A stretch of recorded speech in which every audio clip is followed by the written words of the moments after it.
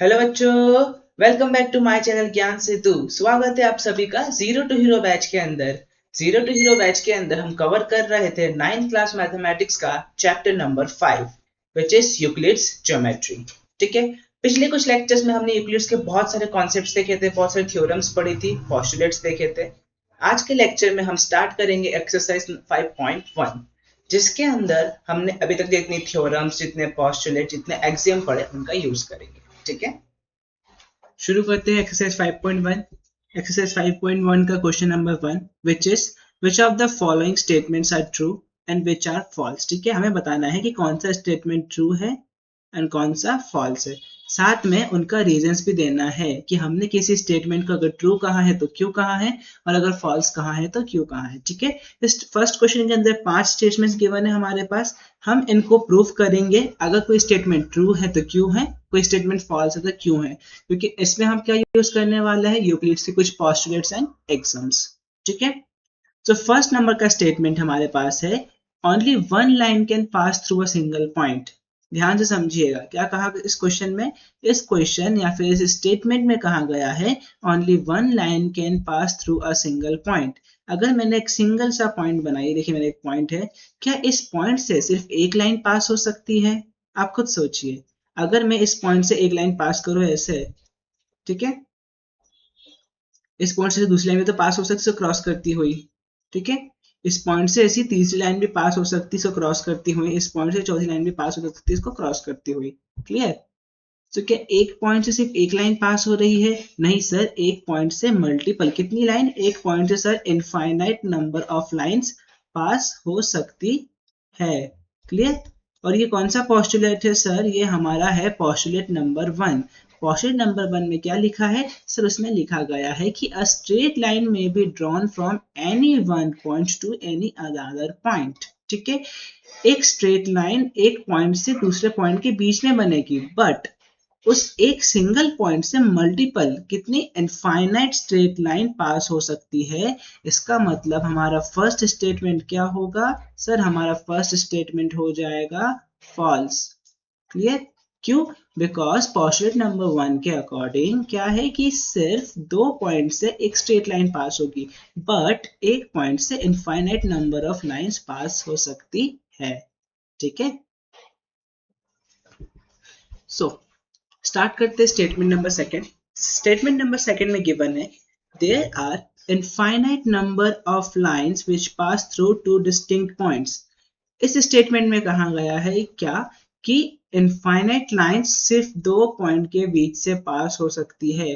Suppose मैंने एक line खींची, तो ये मेरा पॉइंट नंबर क्या होगा? ए। ठीक है, और ये मेरा पॉइंट नंबर हो जाएगा बी। तो इस ए और बी दो पॉइंट के बीच में से इनफाइनाइट नंबर ऑफ लाइन पास हो सकती है? नहीं सर, ये पॉइंट बिल्कुल गलत है। हमारे पास पोस्टुलेट नंबर 1 में ऑलरेडी डिफाइंड है कि एक स्ट्रेट लाइन सिर्फ एक पॉइंट से दूसरे पॉइंट के बीच में बनेगी। कितनी? Only one straight line. कितनी बनेगी सर? सर सिर्फ एक स्ट्रेट लाइन बनेगी, एक से ज्यादा स्ट्रेट लाइन नहीं बन सकती। और स्टेटमेंट में क्या गिवन है? इनफाइनाइट। स्टेटमेंट में गिवन है sir infinite number of straight lines है। तो ये हमारा स्टेटमेंट क्या है सर? ये स्टेटमेंट हमारा गलत है। क्यों? क्योंकि यहाँ पे इनफाइनाइट गिवन है। अगर इस इनफाइनाइट के प्लेस पे ओनली वन लिखा होता तो हमारा क्या होता? आंसर ट्रू हो जाता, बट यहाँ पे वन नहीं लिखा है, इसलिए हमारा आंसर क्या होगा सर? हमारा आंसर हो जाएगा false. Clear? Next statement number 3। ध्यान से देखेंगे तो स्टेटमेंट नंबर 3 में क्या लिखा है? A terminated line can be produced indefinitely on both the sides. एक टर्मिनेटेड लाइन को हम इनडिफाइनाइटली प्रोड्यूस कर सकते हैं। ध्यान दीजिएगा, आप उसके नीचे लिखे हुए पोस्टुलेट नंबर 2 पे भी क्या दिया है? पोस्टुलेट नंबर 2 पे sir a terminated line can be produced indefinitely. ये क्या था? ये हमारा पोस्टुलेट नंबर 2 था जो ऑलरेडी डिफाइंड है। इसका मतलब ये सिंपली क्या ट्रू हो जाएगा डायरेक्ट। क्यों? क्योंकि हमें पता है कि अगर एक टर्मिनेटेड लाइन है मींस ये लाइन फिनिश हो चुकी है, तो हम इसको कितना एक्सटेंड कर सकते हैं सर? हम इसको इन्फिनिटी तक एक्सटेंड कर सकते हैं। क्लियर? कहां तक जाएगी सर ये लाइन? हमारी इन्फिनिटी तक जाएगी। क्लियर? क्योंकि लाइन कैसे टर्मिनेटेड लाइन है। ठीक है, मतलब लाइन को हमने क्या कर दिया है? यहाँ पे एंड कर दिया है। ओके, इस लाइन को हमने यहाँ पर एंड कर दिया है, फिनिश कर दिया है, बट हम इसको एक्सटेंड करना चाहे तो इनफाइनाइट तक एक्सटेंड कर सकते हैं, वो भी दोनों साइड से। क्लियर? स्टार्ट करते हैं next statement. Statement number 4। Statement number 4 में गिवन है if two circles are equal then their radius are also equal. ठीक है, अगर दो सर्कल इक्वल हुए तो उनके रेडियस भी इक्वल होंगे। क्लियर? हम ले लेते दो सर्कल लेके देखते हैं। ठीक है, के लिए हमने सर्कल नंबर 1 और दूसरा मिले सर्कल नंबर 2। क्लियर? ये हमारा सर्कल नंबर 1 है। हम एक और सर्कल ले लेते हैं, circle number 2। Let me change this circle colour. Okay, तो हमारा सर्कल नंबर 1 ये रहा, सर्कल नंबर 2 ये रहा। ध्यान से देखेंगे तो ये दोनों सर्कल क्या एक दूसरे को ओवरलैप कर रहे हैं? यस सर, बिल्कुल। अगर ये सर्कल एक दूसरे को ओवरलैप कर रहे हैं, इसका मतलब ये हुआ कि सर इन दोनों सर्कल का रेडियस भी क्या होगा? सर इन दोनों सर्कल का रेडियस भी बिल्कुल सेम होगा। अगर मैं इसकी बात करूं तो इसका रेडियस भी यहाँ इसके सेंटर से इसका जितना रेडियस होगा r, सिमिलरली इसके सेंटर से इसका रेडियस कितना होगा? r। क्लियर? इस वाले सर्कल का रेडियस कितना? सर इस वाले सर्कल का रेडियस था हमारा r, क्योंकि दोनों ओवरलैपिंग सर्कल थे। तो सेम हमें पता है कि इस वाले सर्कल का रेडियस भी कितना होगा? r, और इसी कारण हमारा स्टेटमेंट क्या हो जाएगा? ट्रू। नीचे पोस्टुलेट और एग्जाम में भी गिवन है कि things which are equal to the same thing are equal to one another. अगर मेरे दो सर्कल इक्वल हुए तो उनके अंदर की सारी प्रॉपर्टीज भी एक दूसरे के इक्वल होंगी।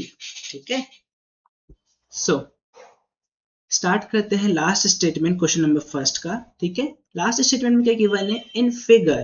ठीक है, फिगर गिवन है। उस फिगर में क्या दिया गया है कि ए बी बराबर पी क्यू है। मतलब ये लाइन एक ए बी किसके बराबर है? सर ये line A B P Q के बराबर है।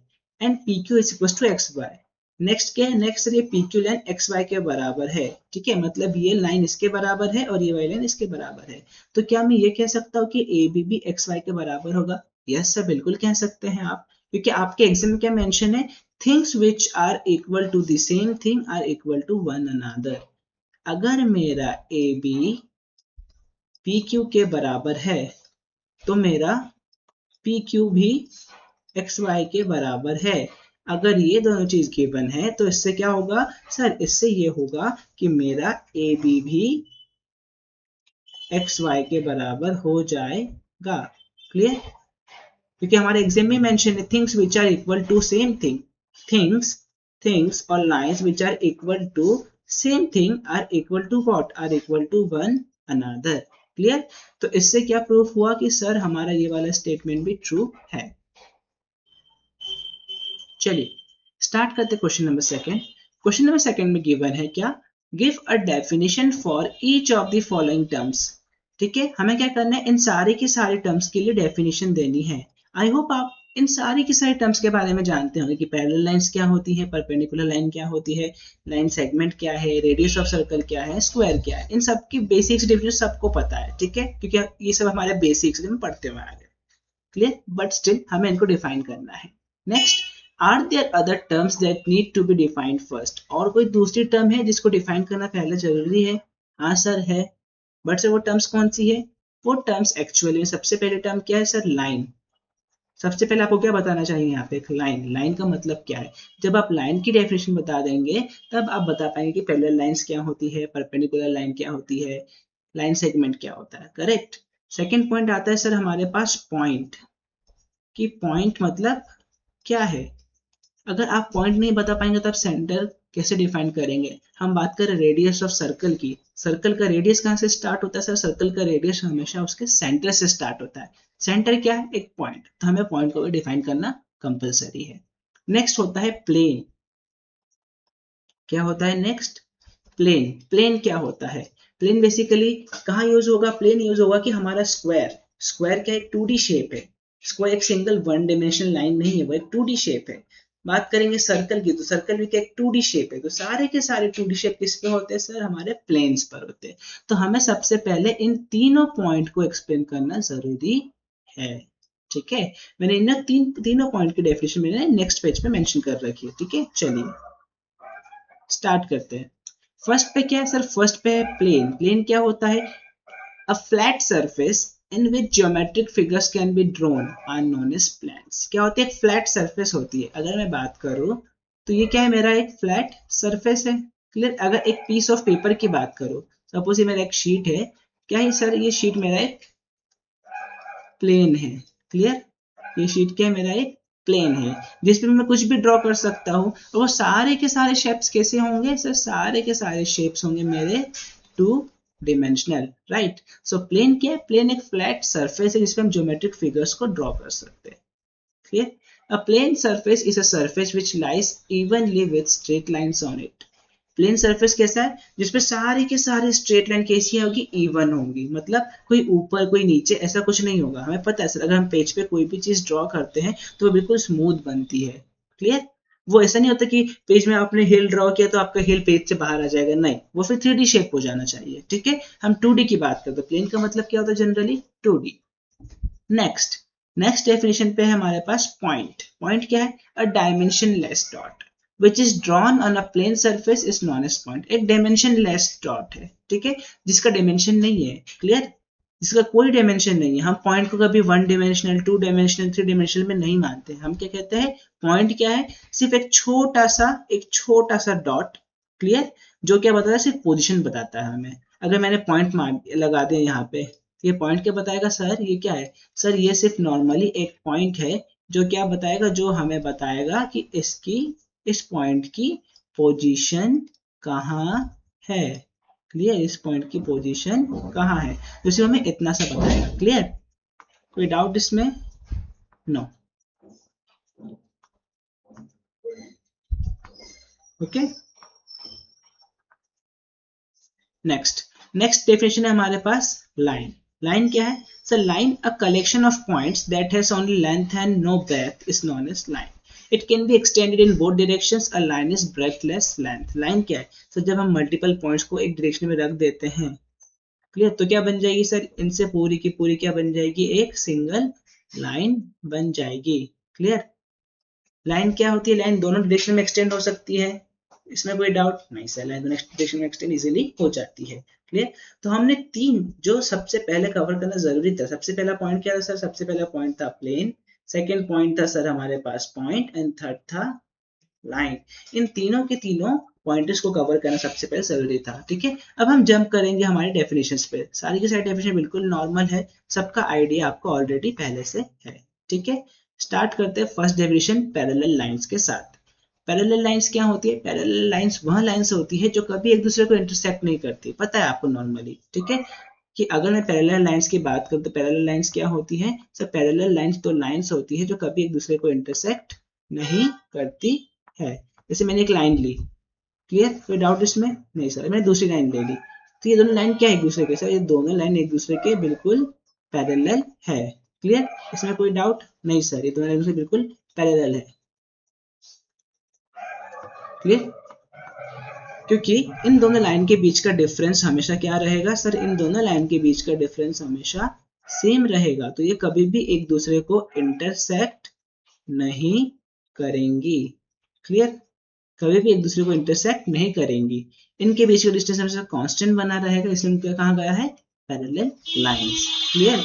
अब पैरेलल लाइंस क्या हो सकती है सर? पैरेलल लाइंस सिर्फ दो हो जरूरी नहीं है, पैरेलल लाइंस तीन भी तो हो सकती है। इसके पैरेलल मैंने एक और लाइन बना दी, इसके भी पैरेलल मैंने एक और लाइन बना दी, तो ऐसे पैरेलल लाइंस कितनी हो सकती है? पैरेलल लाइंस क्या होती है जनरली? पैरेलल लाइंस के लिए हमारे पास एक पेयर होनी चाहिए। मतलब at least there should be two lines. कम से कम दो लाइन होनी चाहिए, तभी हम बता पाएंगे कि भाई वो लाइन पैरेलल है या नहीं है। दो से ज्यादा हो तो बहुत इजी है हमारे लिए, हो सकता है मल्टीपल लाइंस पैरेलल हो, बट कम से कम कितनी लाइन होनी चाहिए? कम से कम दो लाइंस पैरेलल होनी चाहिए। ठीक है? चलिए मूव करते हैं नेक्स्ट डेफिनेशन की तरफ। नेक्स्ट डेफिनेशन है हमारे पास परपेंडिकुलर लाइन। सर ये भी हम पढ़ चुके हैं। परपेंडिकुलर लाइंस क्या होती है सर? परपेंडिकुलर लाइंस वह लाइंस होती है जनरली जो 90 डिग्री का एंगल बनाती है। ये मैंने एक लाइन ली, लाइन नंबर 1, और मैंने दूसरी लाइन ली, लाइन नंबर 2। क्लियर? और इस लाइन को मैं नोटेट कर दूं कितने पे सर? आप देख पा रहे होंगे इस लाइन को मैंने नोटेट किया 90 डिग्री पे। क्लियर? तो ये लाइन क्या है सर? ये लाइन है पैरेलल लाइंस बन चुकी है। सर आपने तो कंपास बना दिया है पैरेलल लाइंस का बोल के। ये कैसी बात है सर? आपने कंपास बना दिया है यहाँ पर। ठीक है, कोई बात नहीं। परपेंडिकुलर लाइंस में भी क्या होता है? कंपास जैसा स्ट्रक्चर भी फॉलो होता है। ठीक है? जिसके अंदर आपको क्या दिखेगा सर, जिसके अंदर हमें 90 डिग्री का एंगल बनता दिखाई देगा। क्लियर, यहाँ पे मेंशन किया गया है perpendicular lines are those lines which intersect each other in a plane at right angle. सबसे मुद्दे की बात, ये लाइंस किस पे बन रही सर, ये लाइंस पूरी की पूरी किस पर है, ये लाइंस पूरी की पूरी एक सिंगल प्लेन पर है। क्लियर, विदाउट ये लाइन पूरी पूरी सिंगल एक प्लेन पर है। ठीक है, इससे क्या हो रहा है सर, जितनी भी लाइंस बन रही है ना सर, किस में बन रही है सर, वो सारी की सारी लाइंस 90 डिग्री का एंगल बना रही है, चाहे इस तरफ देख लें आप, चाहे आप इस तरफ देख लें यहाँ पे, चाहे आप इस तरफ देख लें। क्लियर, ठीक है, तो ये डेफिनेशन है परपेंडिकुलर लाइंस की, बहुत इजी डेफिनेशन है। जो भी लाइंस एक दूसरे को 90 डिग्री के एंगल पे या फिर राइट एंगल पे इंटरसेक्ट करेंगे उन्हें क्या कहेंगे हम, परपेंडिकुलर लाइंस। ठीक है, मूव करते हैं नेक्स्ट डेफिनेशन की तरफ। नेक्स्ट डेफिनेशन में क्या दिया है, लाइन सेगमेंट, बहुत ही ईजी है। लाइन सेगमेंट क्या होता है सर, एक लाइन बना दिया आपने, लाइन सेगमेंट के सिर्फ दो एंड होते हैं। लाइन क्या होती है सर, लाइन जो एक्सटेंड होती रहती है, और लाइन सेगमेंट वह लाइन है जिसके दो एंड पॉइंट है, एक स्टार्ट होगा और एक एंड होगा। ठीक है, सपोज ये लाइन सेगमेंट हुआ था स्टार्ट मेरे ए से, और ये एंड होगा किस पे, मेरी बी पे। ठीक है, so when a line can not be extended, क्या है, when a line cannot be extended, जब कोई लाइन को और एक्सटेंड नहीं किया जा सकता, ठीक है, उसके दो एंड पॉइंट्स मिल जाते, तो वो क्या है सर, वो हमारी एक लाइन सेगमेंट है। क्लियर, क्योंकि एक लाइन सेगमेंट के दो एंड पॉइंट होते हैं। लाइन सेगमेंट का मतलब है क्या, अ पार्ट ऑफ लाइन जिसका एक स्टार्टिंग पॉइंट है और दूसरा एंड पॉइंट है। Clear, next radius of circle. ठीक है, रेडियस ऑफ सर्कल की बात करें तो मैंने एक सर्कल ले लिया नॉर्मली। सबसे पहले radius of circle, a radius of circle is the line drawn from any point on the circumference of the circle to the center of the circle। ठीक है, इस सर्कल का क्या होगा सर, इस सर्कल का एक सेंटर होगा, ये इसको नाम दिया मैंने सी, इस सर्कल क्या होगा, एक सेंटर होगा सर। और ये सेंटर क्या है, centre is what, centre is what, centre is normally क्या है सर, सेंटर तो नॉर्मली हमारा एक पॉइंट है। सेंटर क्या है, सेंटर नॉर्मली हमारा एक पॉइंट है। क्लियर, ये सेंटर और सरकमफेरेंस के बीच के डिस्टेंस को क्या कहा जाता है, नॉर्मली रेडियस। ठीक है, अगर मैंने इस सेंटर से सरकमफेरेंस तक एक लाइन खींच दी तो वो क्या बन जाएगा, मेरा रेडियस। वही लिखा गया है, a radius of circle is what, is the line from any point on the circumference of the circle to the centre of the circle. Circumference के किसी भी पॉइंट से सेंटर तक की लाइन क्या होगी, हमेशा उसका रेडियस होगा। ठीक है, ये क्या बताता है, सर्कल की बाउंड्री की डिस्टेंस बताता है सर्कल के सेंटर से। That's it. Clear,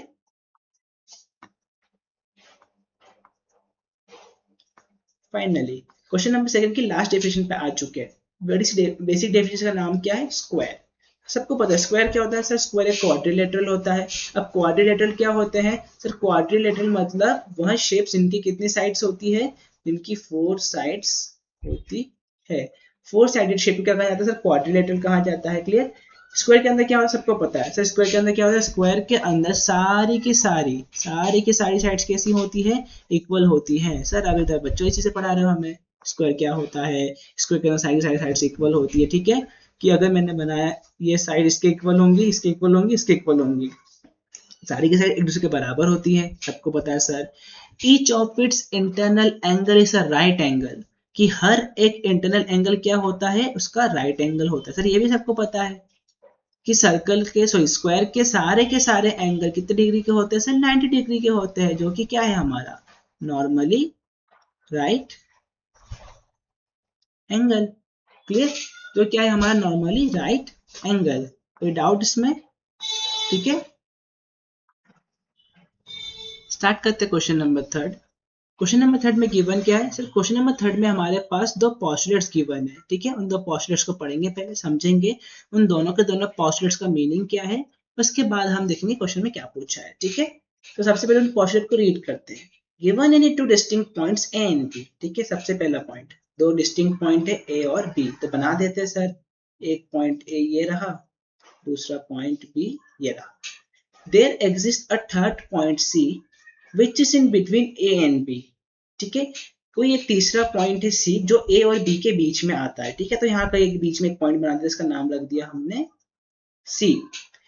there exist at least 3 points that are not on the same line. ठीक है, अगर ए और बी दो डिस्टिंक्ट पॉइंट है और उनके बीच में सी आ रहा है, तो मैं अगर एक लाइन खींचूंगा तो सी उनके बीच में ही आएगा, सी उस लाइन पर एग्जिस्ट करेगा। यस सर, बिल्कुल।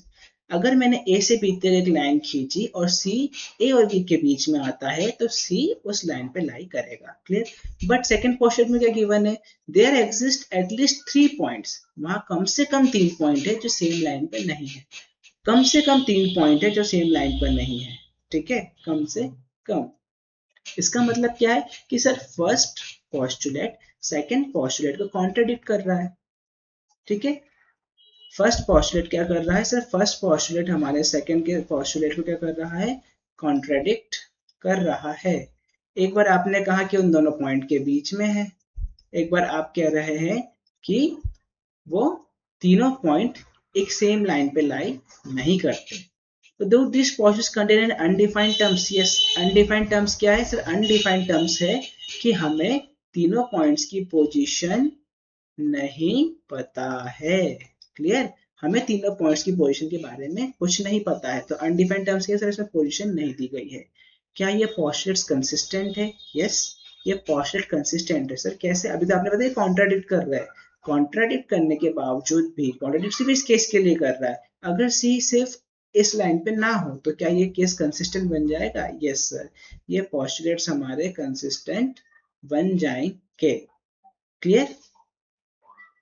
क्या ये यूक्लिड्स के पोस्टुलेट को फॉलो करते हैं? नहीं। Do they follow from Euclid's postulates? No. इसका आंसर क्या होगा? नो, ये यूक्लिड्स के पोस्टुलेट को फॉलो नहीं करते, ये यूक्लिड्स के एक्सम्स को फॉलो करते हैं। ठीक है, कौन सा एग्जाम फॉलो करते हैं? थिंग्स जो पार्ट होंगे किसी पोर्शन का, वो पूरे के पूरे का पार्ट होना चाहिए। ठीक है, तो थर्ड क्वेश्चन थोड़ा ट्रिकी था, आपको अच्छे से इतना एक्सप्लेनेशन नहीं मिलेगा इसका एग्जाम में। एग्जाम में इस टाइप के क्वेश्चन बहुत कम पूछे जाते हैं, बिकॉज ये क्वेश्चन एक दूसरे को कॉन्ट्राडिक्ट कर रहा है। ध्यान से देखेंगे तो आपने क्या देखा कि ये स्टेटमेंट एक दूसरे को कॉन्ट्राडिक्ट कर रहा है, और एक्सियम्स के बेसिस पे हम आपको क्लियरली इस सेंटेंस के बारे में कुछ भी प्रॉपर नहीं बता सकते। इन केसेस के बारे में कुछ भी प्रॉपरली आप नहीं डिफाइन कर सकते, बिकॉज आपको किसी की पोजिशन गिवन नहीं है। आपके पास अनडिफाइंड टर्म्स में क्या है? पोजिशन। आपको किसी भी पॉइंट का पोजिशन नहीं पता कि कौन सा पॉइंट कहाँ पर है। ठीक है, तो इस टाइप के क्वेश्चन जनरली एग्जाम में नहीं पूछे जाते। बस ये एनसीईआरटी का पार्ट है जिसमें हमने एक्सियम्स पढ़े, पोस्टुलेट पढ़े, इसलिए इनको सॉल्व करना थोड़ा जरूरी है। That's it. सो आज के लेक्चर में बस इतना ही रखते हैं। आज के लेक्चर में हमने कवर किया कुछ डेफिनेशंस, कुछ बेसिक डेफिनेशन कवर की, जिनके बारे में आप ऑलरेडी पढ़ चुके हो अपने प्रीवियस लेक्चर से, प्रीवियस क्लासेस में। सबको पता है कि पैरेलल लाइंस क्या होती है, परपेंडिकुलर लाइंस क्या होती है, रेडियस क्या होती है, सब आप ऑलरेडी पढ़ चुके हो। ठीक है, एंड उसके बाद हमने कुछ थ्योरम्स देखी, कुछ एग्जाम्स की हेल्प से कुछ पोस्टुलेट्स को प्रूव करने का ट्राई किया। तो इस टाइप के क्वेश्चन को थोड़ा सा देखेंगे, हम सॉल्व करने की कोशिश करेंगे। नेक्स्ट लेक्चर में भी कुछ और क्वेश्चंस मिलेंगे हमें जो थ्योरम्स और एग्जाम्स के बेसिस पे होंगे, क्योंकि हमारे एक्सरसाइज 5.1 अभी पूरी कंप्लीट नहीं हुई है। ठीक है, तो इसका नेक्स्ट पार्ट सॉल्व करते हैं इसके नेक्स्ट लेक्चर में। तब तक के लिए थैंक यू, गुड बाय, जय हिंद, जय Bharat, and don't forget to like and subscribe my channel Gyan Setu.